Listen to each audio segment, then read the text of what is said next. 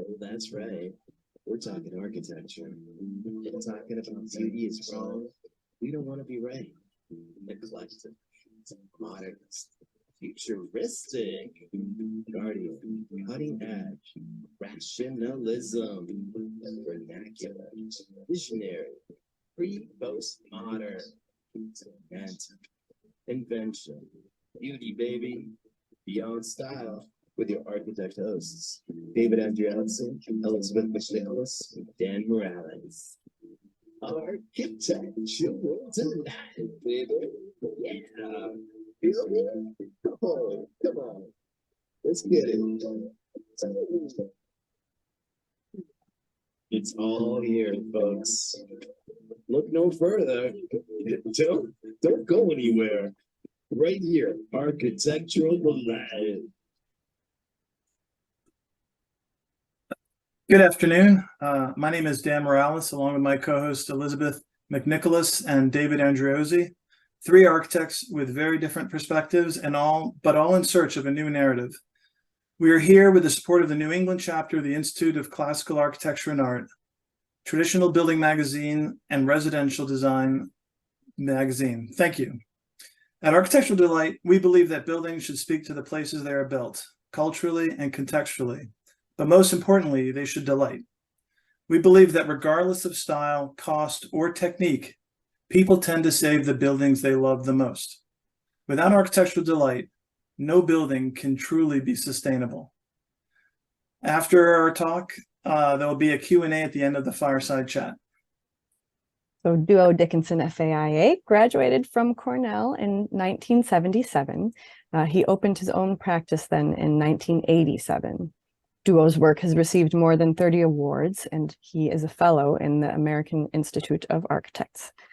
20 to 30% of his ongoing work is dedicated to pro bono or at-cost work for nonprofits, totaling over 75 projects for over 30 organizations over the last 30 years. Duo's work has been published in more than 70 publications. He's the architecture writer for Connecticut Hearst Media Corp and is a staff feature writer for the Common Edge Collaborative and Mockingbird Ministries. He's a regular contributor to Arch Daily and has written for Archinect and many other publications. Duo's blog, Saved by Design, has received over 100,000 hits in the last few years. Dickinson has written 8 books, and his latest book, A Home Called New England, was published by Pequot Globe and was nominated for a 2018 CT Book or Connecticut Book Award, and he's an active radio and media presenter. He hosts the radio series Homepage on WPKN Radio. Dickinson has taught at Yale College and Roger Williams University in the past. He's now on the faculty of the Building Beauty program at the Sant'Anna Institute in Sorrento, Italy. He's also co-chair of their American Advisory Board and is teaching now at the University of Hartford. He's served on numerous design juries and has lectured at numerous other universities, associations, and groups. So welcome very much to Duo Dickinson. Duo, thank you so much for joining us. This is fantastic. So I'll start with an easy question. In addition to the fact that you've done this pro bono work and this commitment to nonprofits, it's an amazing commitment to giving back to the people. You've also made this unbelievable effort to try and educate people on the importance of good design. That's how I met you around 2000 as the CORA, the Congress of Residential Architecture, was being born. And we spent about 5 years together, sort of really, I think, doing symposiums and changing the world, and changing the world and trying to change the world.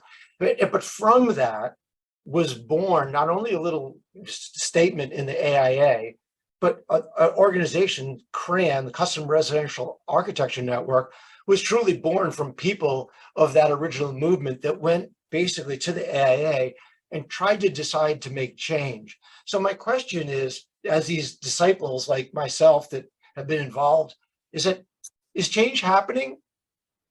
Change never stops. But I do have a scoop for you. I was actually offered the first chairmanship of the National CRAN organization, and I had to turn it down because I was one of the 3 presidents of the Congress of Residential Architecture. So that is my first scoop. But secondly, there's this oxymoronic thing that's everywhere, which is, everything, the only constant is change. And that idea that things are always evolving, and at the same time, they're always evolving in ways that are classically understood. That's the human condition. I mean, I do think the fact that, that we live in a place that is alive all the time. And as you get older and you go through pandemics, you realize that everything dies at some point, and everybody's their own person, but everybody's also part of this larger continuum of humanity. That bandwidth of radically distinctive, almost counterintuitive and often contradicting expressions held within each one of us, that is actually, to me, when we were talking before, that to me is actually where I find myself trying to understand the fact that we are so completely diverse in our outlooks and often so pedestrian and narrow in our acceptance of things. And I think that's an interesting human reality. And I have to believe that the medium that we're on now, that didn't exist really 10 years ago, the medium that we're on now, the other things that are going around, will accrue at least to more venues, but more venues often mean more diversity, which often means, more bad things and more good things. So it's interesting you say that, because that sort of drives into what started us, which is there's this fight on both sides, the polemic fight of two people, the 5% there and the 5% there, and call it the pro-traditional, pro-classical, pro-nature culture. And then you have sort of this new international style, whatever you want to call it. And the two of them will never come, will fight forever. And our feeling was, well, you know what? Let's create noise and educate in the middle. And I actually think that's happening, even though the louder noise is coming and will always come from the outside. I feel like the middle is getting bigger slowly. Or at least the middle understands that it's not the extremes, which I think is interesting. And I think that awareness, and just another scoop, by the way, every architect I know, and I mean everyone, well, maybe not you guys, but every architect that I know basically says, oh yeah, Duo, yeah, he's kind of a traditionalist hack. Every non-architect that I know says, oh, Duo, he's that crazy contemporary architect. But that tells you something right there. I mean, if every architect is calling you a traditionalist hack, how are they so out of touch with what everybody thinks? Well, I have a couple of ideas, but we're not here to talk about my ideas. I mean, what do you think is the reason for that? I think fear. The fear of all creatives. It's not architects. It's musicians. It's painters. It's chefs. It's people that try to make things that, if not people make things that maybe they're unprecedented, or at least they're just expressive of the uniqueness of that person that we were talking about before. That desire to express and legitimately be part of the human positive of evolution is empowering, but it's also terrifying, because the truth is could radically fail and indict you. So the defensiveness that's really radically present, I find, in those 5%, the two 5% can be enormously defensive, almost absurdly so. And I think one of the interesting thing is I'm also one of the last humans on the planet who's actually acknowledged and devoutly religious. I'm a total Episcopalian, and Episcopalians are almost religious. They're kind of that weird place, but we're devoutly almost religious. And when you're that, and you see the rest of the world losing the idea that they're of something that's not just spiritual but cultural at the same time, that spiritual thing, the truth is that it ends up, to me anyway, what ends up happening is that other things take the place of religion.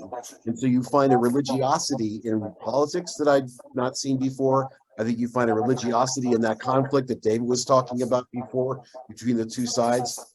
And I think that religiosity is in direct counter-cyclical proportion to the fact that religion as a part of the culture of the world is simply fading and becoming less relevant and becoming less a metronome of who we are as people. And I think that religification of so much, I just made a word up, that religification of everything that is around us is both kind of interesting and like exciting, but I also think it's also pretty dangerous because, you know, obviously in every religion, there are Orthodox people, and the Orthodox people tend to burn witches and, you know, tend to do things that are simply so fearful of their own possible vulnerability that it distorts the culture they're in.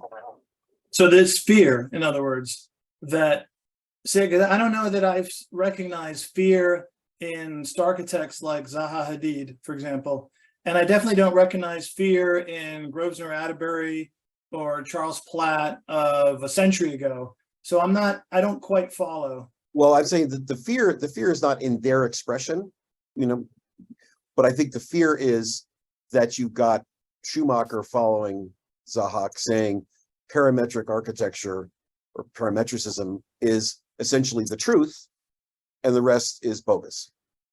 So that almost monotheistic my way or the highway is the natural intellectual emotional evolution to me that's derived of fear, as opposed to saying, well, there's this way to do it and there's that way to do it, upsides, downsides, downsides. So where you and that moral relativism, the first that comes out of people's mouths are, you mean you're telling me that Hitler's just like me? Well, no, Hitler's not like you. There's like one Hitler ever. Okay, so we're not talking about moral relativism saying we're all mushy and it's okay if you are a child molester or you beat your dog. That's all fine because that's all part of who we are. No. But the point is that there is an intolerance, I think, of intellectual diversity. And I think diversity as an ethnocentric basis of things is undeniable. That's where we are every day. Things happen every day that reinforce the problematic aspect of stereotyping. But I also think that there's a problem when intellectual diversity is painted with that brush. And realize that when I went to college in 1973, the big thing that happened at Cornell University was they fired 3 professors. Before I got there. And they fired 3 white males, of course, because the dean, who ran the graduate school, said, Cornell has become too intellectually stilted. We need intellectual diversity. So that's a fascinating thing that would never happen now. Now you want people that agree with each other to be on the faculty. You want to sort of have a way to go.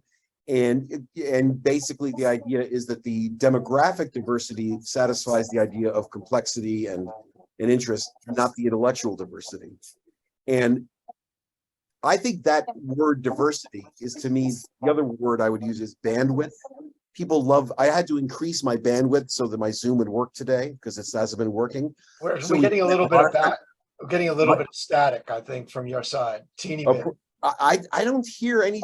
I don't hear anything in the office. But anyway, so the bottom line is that the bottom line is that bandwidth in what we do as architects, to me, is a terrific ignored truth. And I look at the Plechnik building that you showed with a clock that's about 5 stories high, and you look at the difference in materials and detailing in that.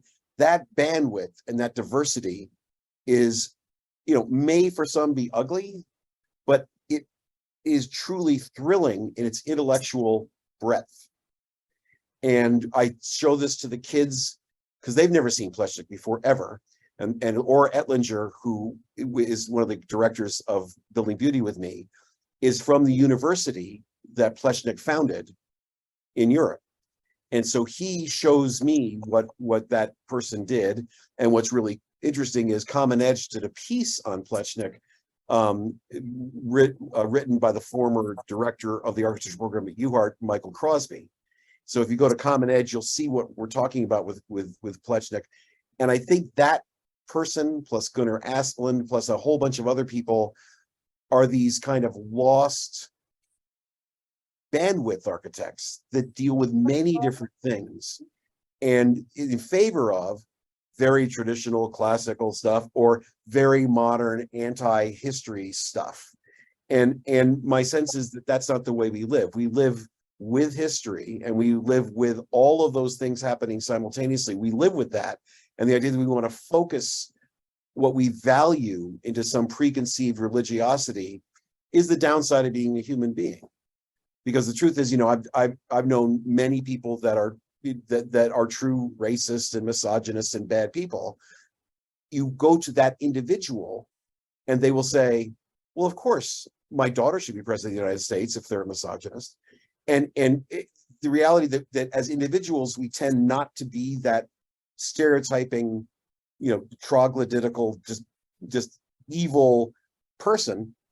But as a religion, we tend to exclude, stereotype, and really make things into a war when in fact there haven't been that many wars. I mean, most people are living together in conflict and in harmony, and it's not like it's an easy thing, but it's not like it's the end of the world existential crisis thing either. And I think that that diversity is what things like this program that makes happen. And I think because of the medium of this internet world, that fertilizer of the ability to have, you know, marginalized conflict, but also friendly dialogue, that is increased in this generation. And the question is going to be, does that increase in dialogue fight against the radicalization that the same medium imposes on people? Well, in Duo, yeah, if I could take a stab at sort of reframing essentially what you're saying. You know, I love the metaphor of religion. I think recently I heard sort of a description of the difference between religion versus spirituality is that religion requires faith, maybe blind faith, and maybe there's some doubt that you have to, and so, you know, you can't allow any other ideas, any sort of oxygen, versus spirituality requires a mission. And it seems to me that your career and your work is highly mission driven. So I mean, you're operating totally outside of a more sort of religious polemical. I mean, you're in it because you're in the institutions, right? Right. But it seems like you're sort of navigating, trying to forge ahead with mission driven work in waters that are, you know, effectively a religious, different sort of more religiously constructed institutions, right? Well, you know, the famous thing you're talking, I think what you just said is fully catalyzed in the Pew Research study that was done about 7 years ago, where it determined that the vast majority of organized religions in the world were losing favor, and that there was an increase in another religion, which is of course atheism. But there's the biggest thing in a huge bubble that's growing right now are the nones, none of the above. And people that say I'm spiritual but not religious, as almost a cliche, that's a way of recognizing to me that every one of us embodies things that we don't understand. They're not helpful to us, but they're who we are. So when we want to risk who we are for something we believe in or know is good, and we could just simply binge watch stuff, that would be great. So, but I think it would be nice if in architecture you had an architecture school where you had people teaching different buildings with the equal amount of mission that you and I have and other people have, versus a lot of the professors, and we all know this, teach it in kind of a nice, soft, light modernist way of creating buildings, because it's an intellectual abstraction that's easy to teach, but also easy to understand when you haven't built much. And so the educational world has shifted in architecture, has shifted even more to non-building, thoughtful, good people as educators, from craftsmen, interns, the idea that you can actually learn how to make things from people who make things. And I think that is not just architecture. I think that invades everything, especially now with artificial intelligence. Yeah, let me try to, should I try to mute myself? Let me see. Oops. We That better now? we don't want you to be muted, Duo. We I'm want just to trying hear to see, you. I'm just trying to see where that little, I'm getting that feedback and I want to make sure it's, I don't hear anything in the office, so it's not me, I don't think. Well, I don't get any feedback myself, but The downside of diversity. well, I still find it fascinating that, you just sort of quickly let out the idea that everyone's teaching in schools this light modernism. And I think that goes back to the original question, which is, why is it that you're only getting this one kind of instruction? I mean, if we do believe in diversity, it seems like the fear is that if they do let in the barbarians with their Palladio books, or however you want to characterize or degenerate a traditionalist, that somehow their currency will be devalued. And to me, that's the big fear, that's the true fear of diversity. They talk about, oh, I want to see a different face and a different this and a different, I'm fine, bring everyone you want. But what about actually just saying, hey, my neighbor really likes that Tudor building down the street, they like one similar. And then all, as you said, except for us, all your architectural friends would look at that person as a hack. That has nothing to do with the humanism that is inherent in that person's request and what the architect should approach it. So again, why is it? I mean, I guess I already, to me, the answer is obvious. I'm jumping in. So Yeah, this was told by Duo at the very first Congress of Cora. It's driven because we're all learning. We're all young architects looking to learn, but we're driven by colleges and we're driven by glossy magazines and awards. That's the poison, and we all take it and we all hand it out, and it's almost like you have to wash yourself of it. That was like, isn't that really how Cora started? Very much so, and I do think there's an interesting not an offshoot, but a similar but different thing. I don't know if you know Entree Architect. It's about 8,000 young professionals basically, and it's much more kind of inside baseball, helping each other rationalize software and other things. But it's also dealing with the exact same issues that the Cora did, Congress of Residential Architecture, and I think.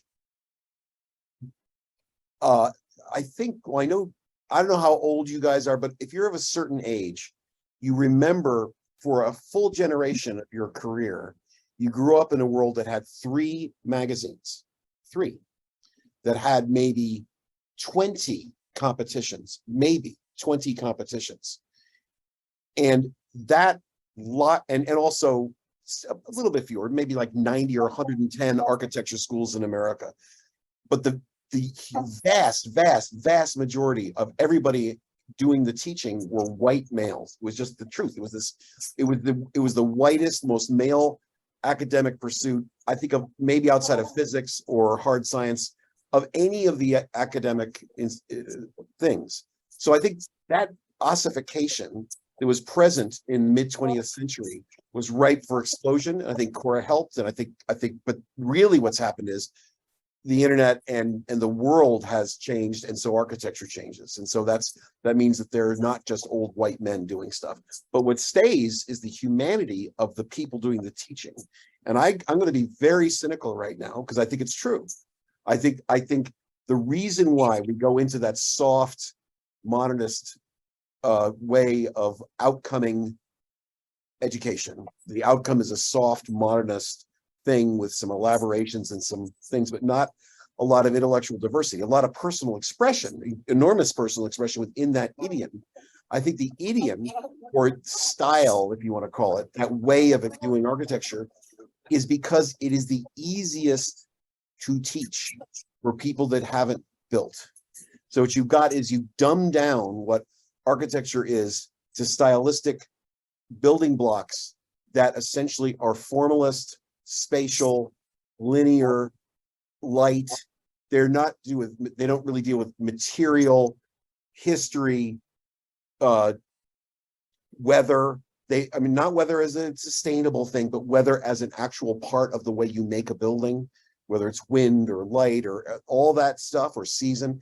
So my sense is that when you dumb things down, things are much easier to teach. And when they're easy to teach, you have more people willing to teach it. And so and it's much easier to grade, and it's much easier to talk about if you only show things that operate on that plane of intellectual simplicity. And that level of simplicity to me is directly parallel. This is kind of weird, but is directly parallel. The intellectual simplicity of architecture schools is directly parallel to the simplicity of architectural expression outside of school. We were just talking about the fact that I think, Frank Gehry used the S word and said, 98% of all architecture is S. And so the reality is, the reason why the vast majority of building is as aggressively mediocre as it is because it's easy.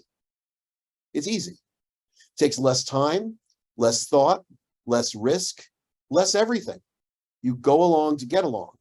And that going along to get along, that laziness is in everything. It's not just the architect. It's who we are as people. It's why there are a million TJ Maxxes and almost no boutiques. It's this idea that that there are a million fast food restaurants and there's some really nice small restaurants, and there's tons of music on now streaming, and it's all kind of one way, and there are some really nice live concerts for people that are different than the streaming. So I think that idea that there's always an innovative thing which is an outlier, and there is almost a overwhelming, if not suffocating, normalcy. It reached a head, I think, in architecture in the mid-century when it became so ossified. People were just saying this is crazy, which is why postmodernism happened. And when crappy buildings happened, because postmodernism happened, it got tossed out like the baby with the bathwater. All the really interesting postmodernist things were just denigrated with that same idea of intellectual vapidity and kind of cliche crap that so much had been done, and really made the idea of a little burp of difference become kind of an evil expression of cynical shallowness.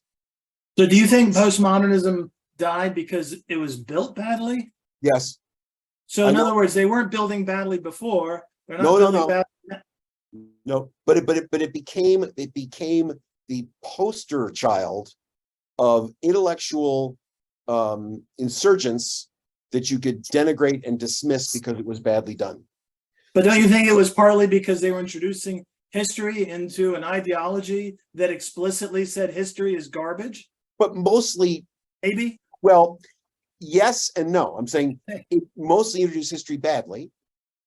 And when you do it badly, it doesn't wear well, doesn't do what you want to do. But why did they do it badly? I can tell you exactly why. Because I think they were exploring. I also because they were kept away from it throughout their whole formative years in school. And there's you look that. at any. There's that. I agree with you. Well, but these are real things. I mean, yeah. But I also think on the other side of it, with the internet, you're going to see more people do more things better that get seen. So in that world of 3 magazines and 20 competitions, you've got this little screaming voice of Robert Venturi and a few other people that said, there's something different going on, in one university and maybe some parts of some magazine. And instead of that, you've got, let's say they're now 1,000 competitions.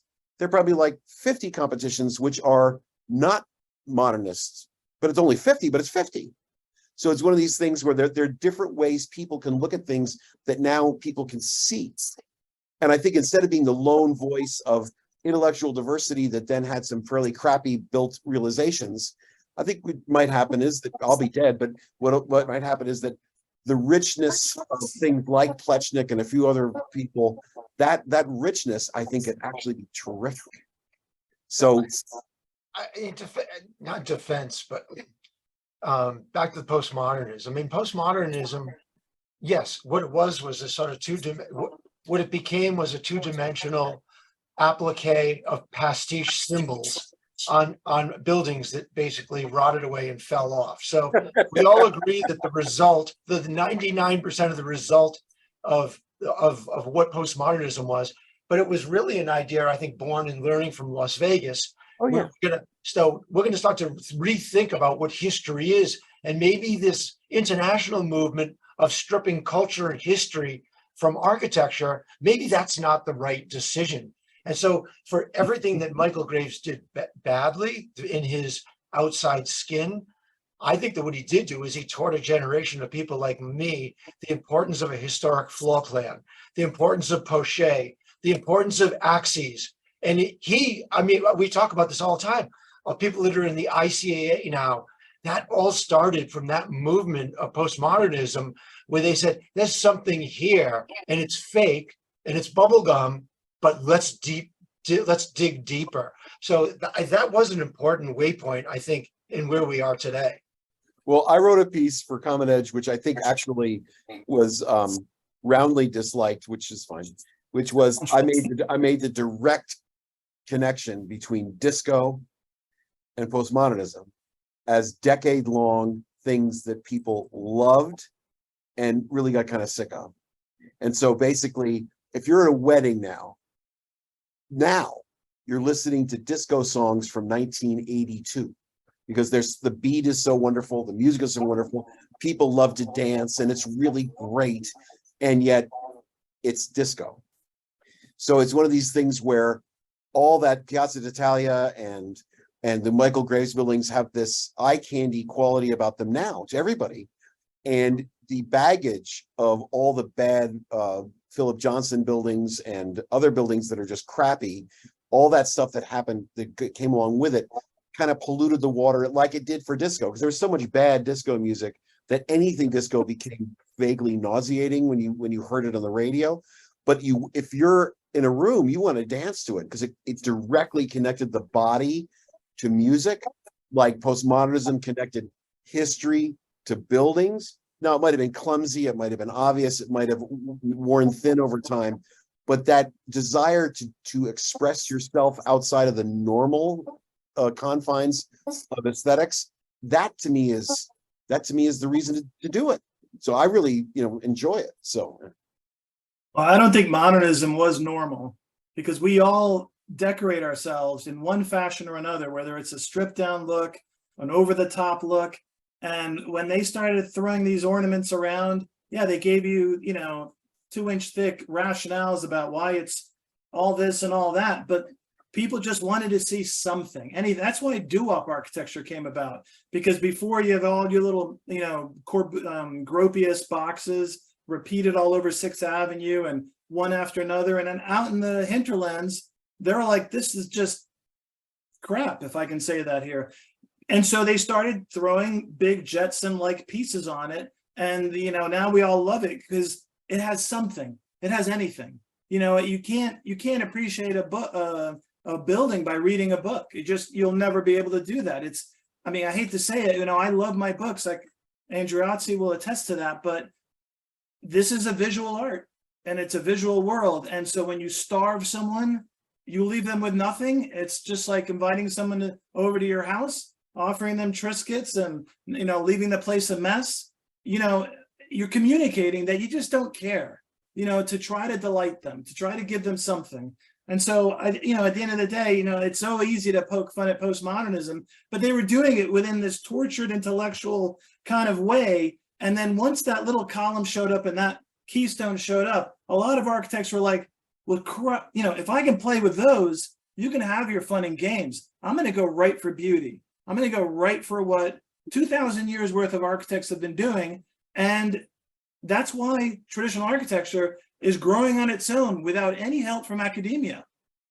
well, I also think, to be honest, that the conflation of what every person sees now, and what for lack of a better word, the intelligentsia or the hipsters or the controlling influencers now tell us is good or bad, is directly related to that great 1995, I guess it was, or 7 cover of I think it was Architecture magazine, where Robert Venturi says, "I am not now, nor have I ever been, a postmodernist." And it was said in the words of the McCarthy hearings, talking about communism, as a way of responding. People don't realize how incredibly smart he was. He was responding to the angry indictments like Joe McCarthy was to communists, and also saying the superficiality of what resulted from his intellectual breakthrough, I'd call it, or maybe rediscovery, that sort of ended that period of time when difference was celebrated as opposed to discouraged. And my sense is that now, because of the medium we're in now, I think there's probably a window for difference to be celebrated again. Because there was that amazingly dark period from about 1995 to about 2005, that 20 years, where the resurgence of the safe modernist world happened. And David might remember this.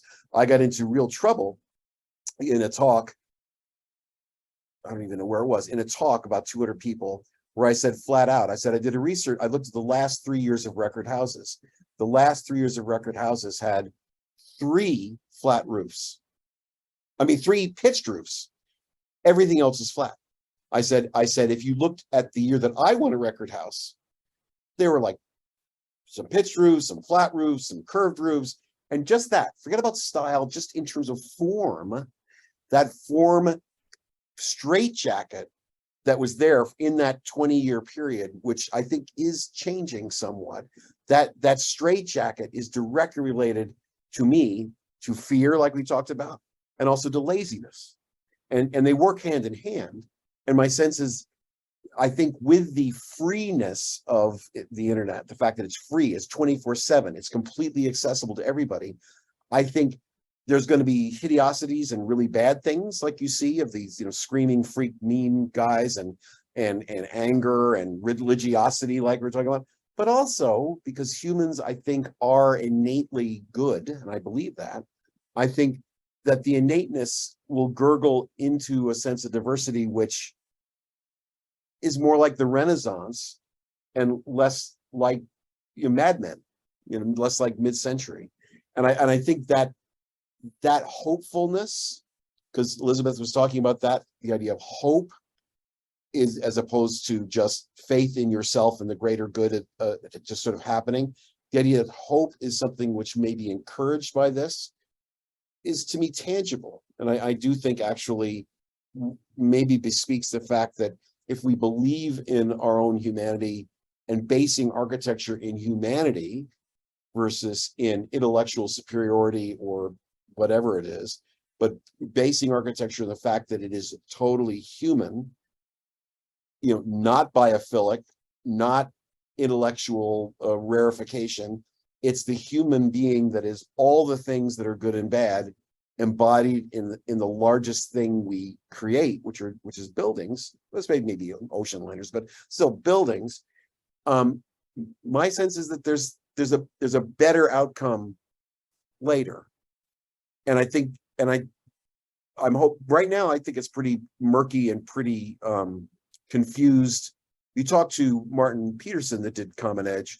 He thinks at this time as being, and he's right, unbelievably confused and directionless. And the fact that voices can happen and nobody is willing to catch onto it and play off of it. That everybody is sort of waiting to see what happens. And I think this program, what you're doing, is, I think, counter to that. It's actually saying some things matter and some things don't. And the things that I write try to do that. And there are these other little shoots that are around that are trying to get some sense that there's a dialogue versus a hum. If you say just simply that architectural design needs to connect to humanity and vernacular and people and culture, there's no discussion of style in there. It's just making people in the region, in the area, comfortable and happy. It's no different than why a million years ago, or people would walk up and they would wave because they had no weapons, right? And you'd see a smile, and that was like, okay, it's safety, it's smile, I'm comfortable, right? Cognitive architecture, that's the whole movement that's going on right now. And you talk about the pitched roof, aside from the fact that in some areas like the Northeast, it makes 1,000 times more sense to be using a pitched roof, but it's also familiar to us. It makes us feel comfortable. It's warm. And guess what? It's less likely that it's going to get ripped down in the next 100 years. So what's more green than that is to relate to its environment. Yeah, Clay Chapman, right? The really artist builder in Oklahoma. And he basically called out the reality that, and this is the part of the time argument that I make. I've had him talk to all of my classes up at UHart. The argument that buildings should think about, not about the pictures, but about, are they around, what is present in 1,000 years, in 1,000 years.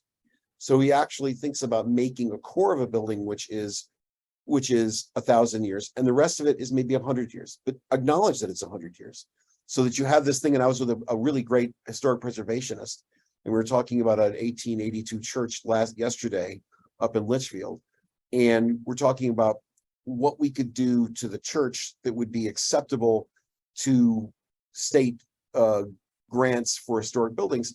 And he said this line, which is removability. The fact that basically whatever design you do, it should actually have the element of removability from the sacred husk. And that's the way Clay Chapman designs his homes. And my sense is that architects have just not thought beyond the moment that that photograph is taken. After that, the deluge, right? And the idea that you if you get old like me, and you go to buildings you've done 30 or 40 years ago, and you actually see what subsequent humanity has done to the things that you did. I mean, we had a house that won a bunch of awards right near a house I just visited this morning. I mean, right next to it. And I hadn't seen it in 20 years when we started to design this new house.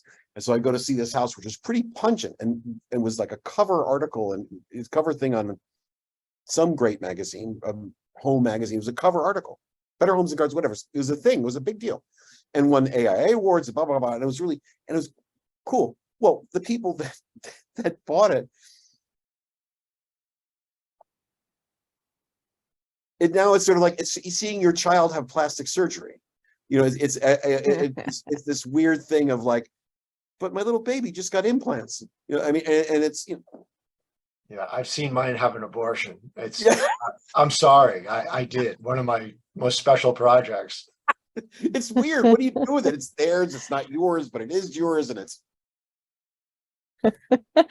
Joe, you've got this wonderful front row view perspective, you know, of the up and coming cadre. And we started off by just observing, you know, the only constant in life being change, right? And so much of what we're railing against is wrought on us by, say, boomers and Gen X. And so, you know, can you give us, you know, give us insights into what you're seeing of the kids as they're coming in, what they're, you know, is the cliche still bearing out? They're, you know, starry-eyed and they have ideals, and when they're, you know, when the schools of architecture are through with them, in what condition are they?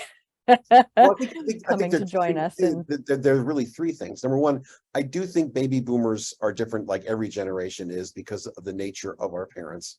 And our parents are generally the greatest generation that dealt with the Great Depression and World War II. And I think those huge, freaky things were a generation of PTSD-inducing aftershocks, and that's just the fact. And we had the tiniest little taste of it with the pandemic, and that tiny little taste of the pandemic and the isolation and the recrimination and the kind of lostness of 16, 17, 18-year-olds that are now freshmen, sophomores, and juniors in college. That sense of intellectual damage that was done to those people, that's there. And that lack of hope and enthusiasm is present, but it's also, I think, time-stamped. It will end up going away, because in theory, we're not going to have another pandemic for a while. And so, or something like it, or a war, or something else. So my sense is that, because I've taught in the 80s, the 90s, and now I'm taught in universities. The students on one level are no different at all. The one real difference at UHart, which the University of Hartford's a really interesting school, in that they have completely nailed the demographic diversity. My classes are typically majority female. my classes are, if not majority minority, there is a huge element of non-Caucasian people there. And there is a diversity of income too. So you've got some kids that come from very modest backgrounds, as well as some kids that come from pretty privileged backgrounds. So it's much more like a Benetton ad. And that life diversity has enriched school far more than I experienced in 1985 at Roger Williams College. There's just more different people there. And that's also somewhat, but not fully reflected in the faculty. So my sense is that as things get eroded, I think, by the equanimity of this medium, that it's now going to dominate our culture in the world for, well after you and I are gone. This sea change that's happened, a little bit like the internal combustion engine changed everything. We're at the very beginning of the industrial age of the future for us. And so if you're in 1820 and you've just gotten over the Luddites smashing the presses, and you're looking at them building these factories to weave cloth and make cast gears and actually make things, if you're in 1820, you have no idea what 1900 is going to look like. Zero. No idea there's going to be skyscrapers. No idea there was going to be maybe an airplane and then a car. No one thought that. But in 1820, that kicked into the inevitable outcome of that weird insight that you could actually use energy not from the food you eat and the axe you fell trees with, but from water, or ultimately from gasoline and steam. And you could actually have energy that wasn't human used. It was actually humans using machines to use. That change, I think we're right there right now with the internet. I think we know that things have changed. And now the terror that a lot of people feel about artificial intelligence, I think it's because we experienced the Industrial Revolution, and I don't think we know what's going to happen in 20 years. Will it actually be? I mean, if I've heard one more time about that the Matrix or the other nihilistic movies where the machines take over everything, I think that there's enormous fear of the lack of control of the things that we have created. And I think the Luddites did feel that, but the vast majority of the culture in the early 19th century didn't feel that way. And I know they didn't feel that way in the Renaissance. So that there are these things where change always happens, but right now the change is so pervasive to all classes and all locations. I think it's really interesting, and if you believe that humans are good, ultimately it's going to be good. So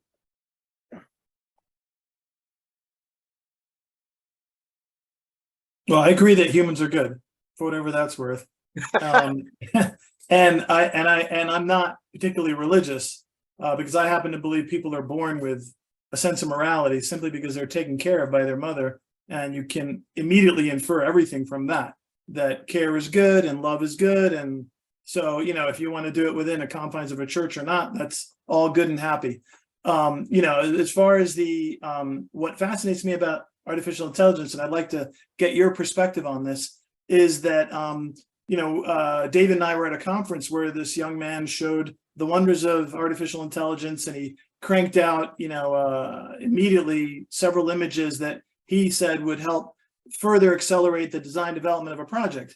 And, they weren't very good, but, so was a guy copying down the street from me, producing something. So at the end of the day, whether you're interneting it or just copying it out of a book, when Mrs. Jones is looking at it, she's going to see the same exact quality and then the same amount of care that was put into it. It just happened to be faster, and she won't know that. So I guess my question is, there's this thing about the artificial intelligence they call hallucinations. I don't know if you've heard of that. So what it is that the artificial intelligence produces basically crap sometimes. So in other words, because it gathers everything from what's out there. And if you poison that, like, a lot of certain totalitarian states in this, and even in our country, there's just people that like to put poison into the mainstream just for the chaos of it. But what happens is that the artificial intelligence produces stuff that might look really good, But when you really dig into it, there's these, what they call hallucinations, made up stuff, because the algorithm has to do something. And so it's dealing with ingredients that some are polluted. So I guess what I'm saying is, will it really be something to be afraid of? At least in our, there's certain accounting or whatever that I'm sure it's going to be a blessed thing, but in our creative field, it's always going to be artificial. And so if I'm acting artificial to you, or if I'm faking it to you or lying to you, you're going to pick up on it eventually. Yeah. And I just wonder if, no matter how sophisticated this machine is, I mean, maybe you won't, but the point is, you'll always be looking for it because there's a lot of shysters out there. So why should we be afraid of, the artificial intelligence if it's going to produce hallucinations in the end? I think, to be honest, it's that same thing we're talking about, fear, because it's unknown. And I think one of the most benighted people in recent history is of course Donald Rumsfeld. And so Donald Rumsfeld is jacking up American culture to go to war in 2021 or 22, 2001 or 2002. And he uses the phrase, there are known knowns, there are unknown knowns, but there are also known unknowns. And you could make a case that this particular time, really the 20th century on, with that failing relevance and applicability of religion as essentially the answer to the question, God did this. Well, God might have done everything, but the truth is we also know that there are trillions of cells in each one of us, made of trillions or more of the components of each one of those cells. And when they work, you're alive, and when they don't work, you're dead. That level of unbelievable complexity then is transmogrified into the universe and anywhere else, and the atoms of, lava. All of this stuff that is so now revealed as being beyond complex is daunting. It's terrifying, because you really know that you don't know things, but you can't know what the things are you don't know. You just know you don't know them. And I think that moment where you can't just say, oh, God did that, or I will go to heaven because I believe in Jesus, or all these things that make you feel good about not knowing things because you don't need to know them because it's been taken care of. Well, that's fading away in all cultures. And my sense is that known, unknown portion of the human consciousness is only going to get bigger. It's not going to be answered. I mean, I have really wonderful friends that are real physicists. I mean, we're talking Fermi Lab and CERN, and they are real physicists. They really believe that over time, we will know all this stuff. But if you ask them 30 years ago, you would say, will we know this? Oh yeah, we're going to know this in our generation. Yeah, we're going to know this in our generation. Absolutely. We're going to figure this out. Well, those people are now aging boomers like me. They say, well, we're going to know this. I just don't really know when. Because they've realized how much more complex the data has, the incredible increase in data has made everything. And the weird little metaphor in architecture is, I do think the idea that the safe little modernist terrarium that I was brought up in, and I also railed against and got into trouble and all the rest of it, that little terrarium of our culture, which was Mad Men too, the idea that, men ruled the world and children are seen and not heard, and, Caucasians run the universe, and all those little paradigms that were really inculcated in the Greatest Generation. I think that the breaking of those boxes demographically and historically is now being completely mirrored in our intellectual apprehension of our own ignorance. And as ignorance becomes really understood, that there's huge ignorance amidst the greatest level of control and the greatest amount of data possible that you could even imagine 10 years ago, when I think when we know what we don't know, it's both daunting, but maybe it'll become something that gives us a perspective to accept more things. That's what I hope. I mean, I think AI is the most amazing thing in the world. And I think we're going to be looking back at it 20 years from now. And it's the people that really, as right now, it's like a shitty library. Excuse my language. Right now, it's a crappy library. So that's what it is. It's like it's an encyclopedia. You walk into a library and they've culled all this information, but that library of that is going to get stronger and stronger and stronger and stronger. And then ultimately, it's going to be our job, and everybody's in all the different industries, but in our case, to curate it. That's not going to yes, I guess it could design a McDonald's once it's designed McDonald's, so that they won't need us. But for custom architecture, and say we're going to do French Renaissance, we're going to do Art Nouveau building, and to then have this vocabulary, I just think it's like going to make unbelievable contribution to art in the way that we curate what is put in front of us. Yeah, I I think so too. So Yeah, I definitely disagree. I love it. Go. Well, no, I mean, it's going to agglomerate all these images of French Renaissance, let's say, right? And it's going to mash it up with massings it's found. It's going to do all this and it's going to do all that.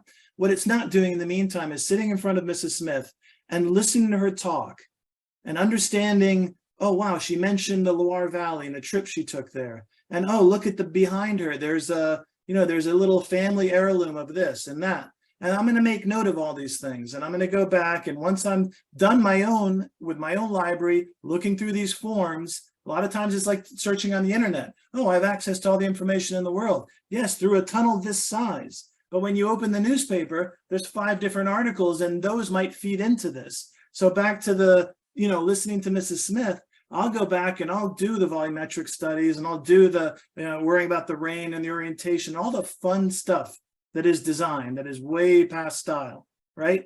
But then I'll also go, man, she did like that one Loire Valley thing. And for example, Henry Hobson Richardson did the Glessner House for this really enlightened progressive dude in Chicago, right? Who made a lot of money in some industry. And they had this picture of an old barn in England, a rustic old vernacular barn. And Richardson said, you like that thing? Oh, we love it. We got on our trip, this and that and the other. So if you go see the Glessner House and you look at it obliquely from the corner, because it's got the formal facade and the long running famous facade, at the end of the famous facade, the garage barn, if you will, is essentially that barn. It's not literal because Richardson didn't want to waste his time copying, but that's because of who he was, not because of any industry or any technology. So I guess what I'm saying is artificial intelligence will never be able to, even if it does pick up on these things, how will it then value them? So but that's your job to curate it. But I'm going to give you an example. Why do I need a machine then if I can just do it myself? I bet you 7 to 9 years ago, my daughter took my wife and I to a museum in New York. Call it 6 years ago, and you walk through a tube and you put your name in, and you walk through a tunnel. It's exactly what you're talking about. And the tunnel scraped the internet of everything about you.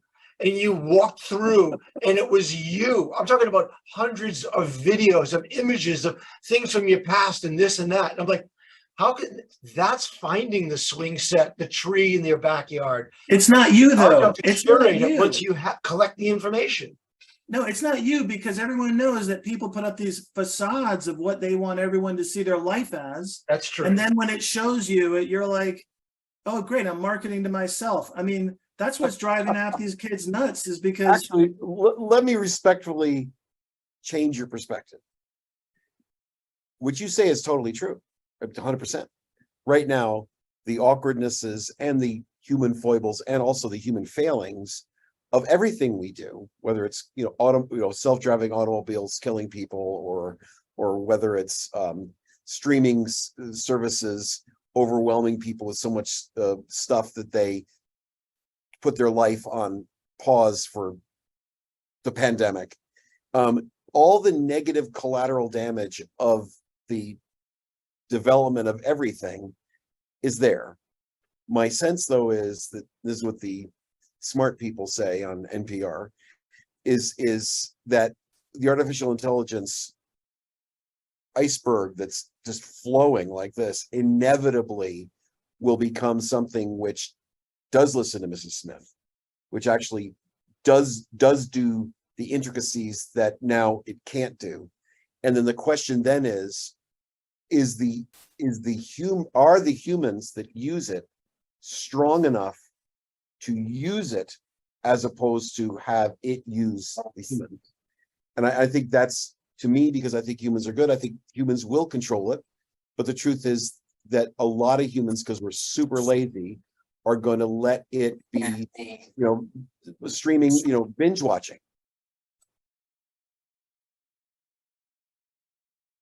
Yeah. Go ahead, Jen.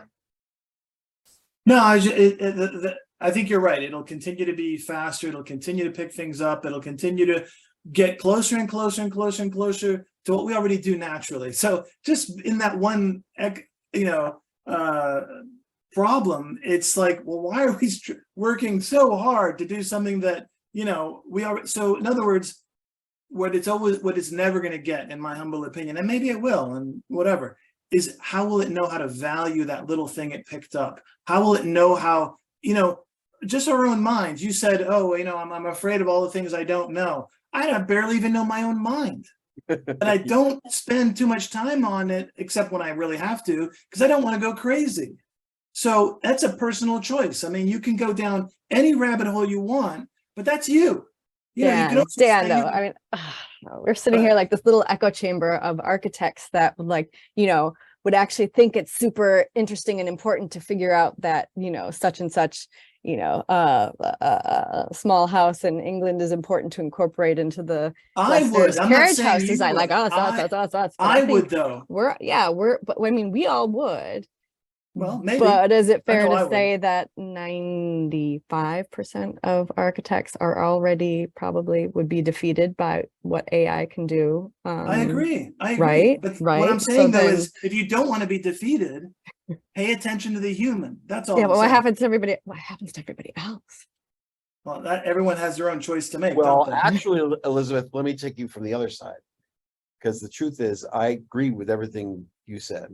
I think that that right now there's the echo chamber of the elite, and let's face it, we are the echo chamber of the elite as architects talking to architects about architecture. What is really interesting to me is that if the breakdown of the Tower of Babel sequestration changes, that the sequestered silos of everybody's personalities and prejudices and fears ends up touching other prejudices and fears in ways that are safe because they're through a screen and you're not really having to argue with somebody about something. I think that maybe not in this generation, but maybe in a few generations, there could be a sense of the better relativism that's in all of us, where understanding overcomes fear to a greater extent. That's all, just to a greater extent. And my sense is that understanding did do it. I think if you look at the mindset of before the Industrial Revolution and the mindset well into the Industrial Revolution, the idea of humans having a middle class, of education being an independent thing, of actual ways of using land changing for people. I think that those unknowables that will ultimately happen, and they will, those unknowables that happen, I think will accrue net to the benefit of people. I think more people will have more control. So let's just reach out to whoever wants to ask a question. There's a Q&A button, and you can ask the question, and we'll take turns. Liz, Elizabeth, why don't you start? Sure. Of course, you tossed me this one because Fred Atherton is weighing in on something we were talking a little bit ago. He says, firstly, this is not so much a question, but all of the open-minded agnosticism and broad bandwidth theme about good design, so including Plechnik and Asplund, were very much the ethos of the University of Oregon's architecture school when he went there in the 90s. And at the time, there was lots of Christopher Alexander, Sainer disciples running things. He taught Alexander talked of fear very much as has been discussed by Duo today. And some of it went back to the founding of the school in the 1920s by Ellis Lawrence, where studios are only done pass-fail and then classes are graded. And so there's much less fear and much more collaboration in the studio. So he says he hopes that survives. That's why he went. So his question is, does it survive at University of Oregon? Do we know? And is interested to prompt you for any commentary on whether it can be made sort of the broader ethos in architectural and arts education? Question mark. Well, speaking about as the person that deals with building beauty, and there's a weird thing where I am literally Saul of Tarsus. I'm not an Alexandrian guy, but the stuff that I do tends to be very much of that mindset, of that, and I think you're exactly correct. The overcoming fear, pro-human, as Daniel was saying, the actual removal of fear in favor of hope and stuff. That I am that guy. It's sort of uninformed. University of Oregon, because I deal with people all the time, isn't a hotbed, but I think it is more diverse. And I think some of the different schools are more diverse. I know University of Hartford is more diverse. So I think the idea of diversity versus ideology may smack of intellectual laziness, but to me, if rigor is applied and things are cross-referenced and not just accepted, if things are cross-referenced and the positives and consequences are known, I think it only accrues to the benefit of the students. And what benefits a student will ultimately benefit the culture. And so the idea that it's a evolutionary aspect, and when you think about it, École des Beaux-Arts 200 years ago was the first time you ever thought about architecture abstractly, independent of stewardship of a tradition. You thought about it as making a roof, and a wall, and a floor plan, as opposed to making a cathedral or making a library or making it becomes this thing where you could break the building apart and then sort of recombine it in a way which never had happened before. Well, I think that's a metaphor for what's probably going to happen with AI. I think you're going to be able to break things apart so you can recombine them after the fact. So I'm with the questioner. I think that there is this human quality that fertilizes what architects do, not retards it. Well, again, I'm going back to whatever it was, 2000 at the very first car discussion. What did you say? You said, if we can move the world and double or triple the work of architects and be the most successful thing in the world, that'll go from like 1% to 3% of the architecture around you.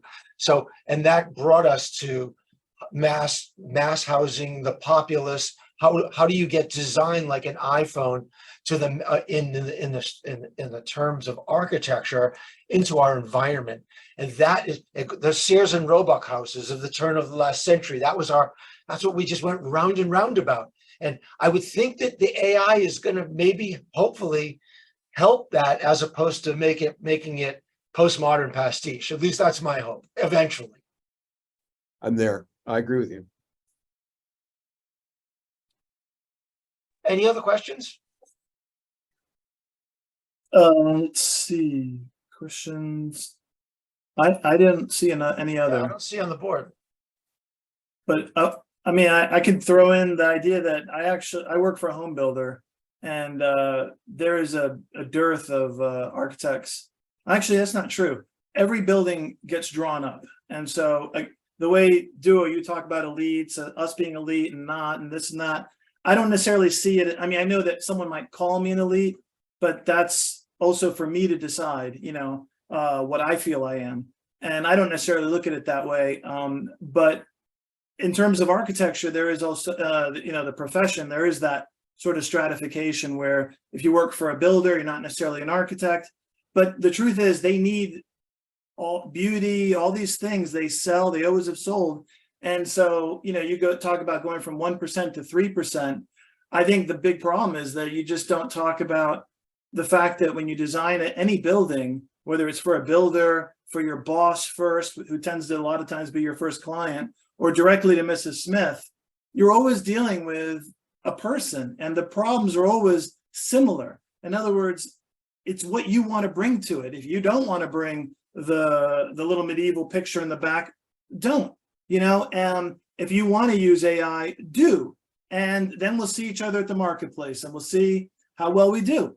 And to me, that's the glory of America. There is this broad, and yes, there's always going to be this herd that does this and this herd that does that. But anyone looking at any market is going to make their calculations based on what they see. So as far as getting it further into there, I guess it would help to explain students that there's a ton of great design jobs out there.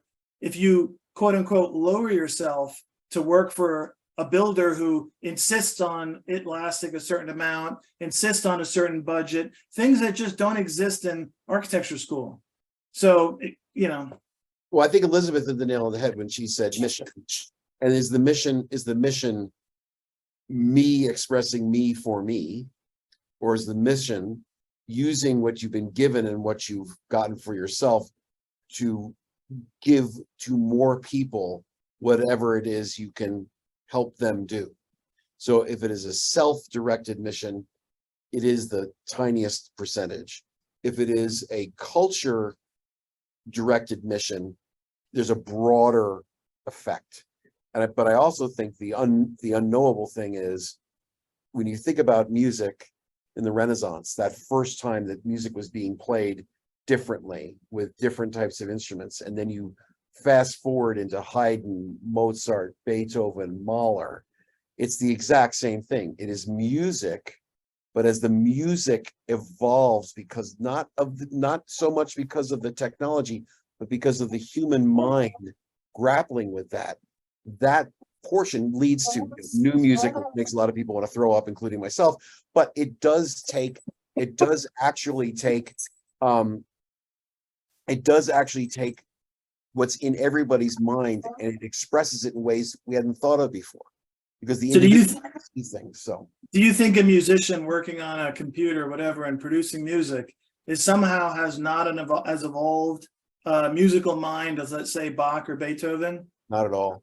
So the reason you may not like modern music is simply a matter of taste. Well, it's actually just the aesthetics of it, which went from music to sound. I mean, there's a whole theory about this, that music became broken down into sound, very much like architecture became broken down into plain line and void, and it becomes the distillation of what you want to do that's independent of essentially what we have experienced it as. And if the experiential aspect is that buildings are to be safe and inspirational, then some of the buildings that are intentionally edgy and dangerous, their intention is to be not as useful. So that's the same with modern music, which new music, not modern. New music wants you to hear sounds and the human mind and thought versus melody and meter and an interpretation of the human spirit. So there's different intentions and different outcomes, and that. But how can you speak for a musician saying that they're disembodying their music into? Well, they say this about them. They say this about the music itself. Well, people say a lot of things, but when you listen to the music, you hear what you hear. And so, I mean, I'm not trying to convince you to like vanilla if you like chocolate, right? There's no worry with that. I like the diversity, and I like classical music, and I like modern music. But there was a similar debate about on TradArc. I don't know if you remember, David, where they were going on about how horrible modern music is because, it's all through computers. And it just, and they went after specifically the Pet Shop Boys, one of my favorite bands when I was growing up, and I like to dance and I like to play with sounds and all that stuff. But I just thought it was so close-minded. Well, it's also silly and fearful. I think the thing is that there's I think that's what it is. It's fearful. Yeah, I think the thing which is interesting to me is the human mind takes the essential realities of things and turns them into self-referential, self-critical abstractions that then use the relevance and usefulness of why the thing even happened to begin with. I mean, we all remember that weird period in the postmodern world for that moment when you would go to a restaurant and pay a huge amount of money for 7 peas and a piece of tuna. And having this little tiny thing was so important because you could focus on these tiny little things, and that had more meaning than if you had a lovely plate of peas and sushi. But So- it gave you status. Yes. It gave, if I say, hey, listen to Pet Shop Boys, and this guy wants to impress me with all his classical knowledge, beyond what he likes or doesn't like, he may not like the fact that this new music is devaluing the cultural currency that he went around acting like an elite on. So Well, I think well, this well, happens well- with all, people do this all the time, and it's just part of human nature. Well, welcome to architecture. Is Well, this, that's what I'm trying to tell you. Is Welcome that to architecture. I don't know if I would. I wouldn't get so caught up in the new versus old, because a lot of times people are just posturing. is this a good? I just want to close with this. I know your time is short, but I just want to close this. So I went to school with the former architectural record executive editor, Doug Pearson. And so he and I knew each other pretty well. And for about through the 90s, I had a bunch of stuff in architectural record. And then I'd done really an incredible house. And I mean, really as good as I can do. And it was published everywhere, but Record didn't want to publish it. So that was interesting to me. So after that, I was doing another house, which was not as good, to be honest, really not as good at all, but it was good. So, but what I said to him was, I sent him an email and I said, house, comma, mostly wood, comma, pitched roofs, period, record houses, question mark. He sends me back in 5 minutes. Probably not. Probably not. So that Pet Shop Boys rejection without listening, I think that maybe is going to end a little bit more when things like this are out there. So I don't know if this is a good time for me to tell you that I have philosophical issues with listening to music in stereo. Listen, thank you so much, Duo. This has been unbelievably great. I hope you'll come back again someday. Anytime. And anybody that is following us came here from different directions, our website is architecturaldelight.org. If you want to sign up to the mailing list, we have some amazing people coming up over the next year or so. So Duo, this was genius. Thank you so much. What a Thank you, guys. joy. Thank you, Duo. Thank Thanks you, for your time. Duo. Thanks again, guys. Bye-bye. Alrighty. Take care. Bye.